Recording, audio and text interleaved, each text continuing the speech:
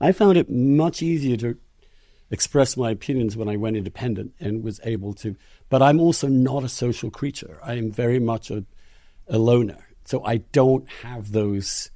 And insofar as I did have friends here, because of my, in some ways, my preternatural ability to tell them right that I think they're wrong about something or whatever, I don't have that many left. But yeah, but I totally understand. I do think the journalists in Washington have this, it's a completely understandable human sense of solidarity with each other.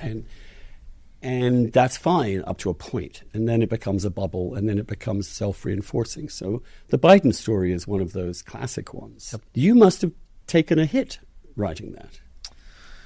I did briefly in terms of access to people in the White House who either were told, I guess they probably were told, don't talk to Ignatius. How stupid is that?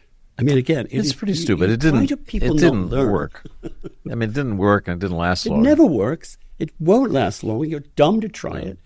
But yeah, I mean, I remember your column gave me, I'm going to write that. I know that's true, and I'm going to write it myself. Yeah. And so the other thing that you can do is you can send a signal to the herd. It's time you can. So I thought that would happen. I thought this would create permission space for people close to Biden to say, boss, we really need to talk about this. At the end of your second term, you're going to be 86, whatever. And for maybe a week, from what I have been told, it did. And people raised the issue, and Biden snapped back at them, and Joe Biden was an enforcer. The morning the column came out, I was on Morning Joe, a show that I'm often on with Joe Scarborough and Mika Brzezinski, and it was the unsayable. It was like, David, what are you talking about? And I'm sure that they had the Bidens in their ear, telling them how terrible this was.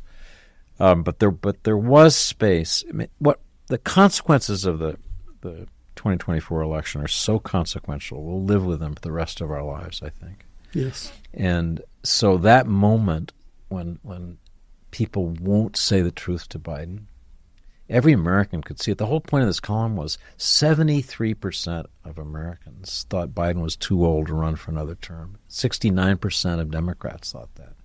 It wasn't a secret. No. It wasn't being hidden. Everybody knew it.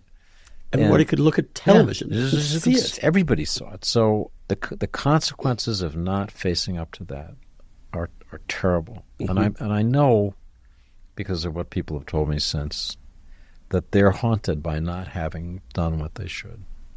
I'm glad they're haunted, because they should be. I also think the Democrats particularly, I mean, they all do, but they have a problem calling out their failures.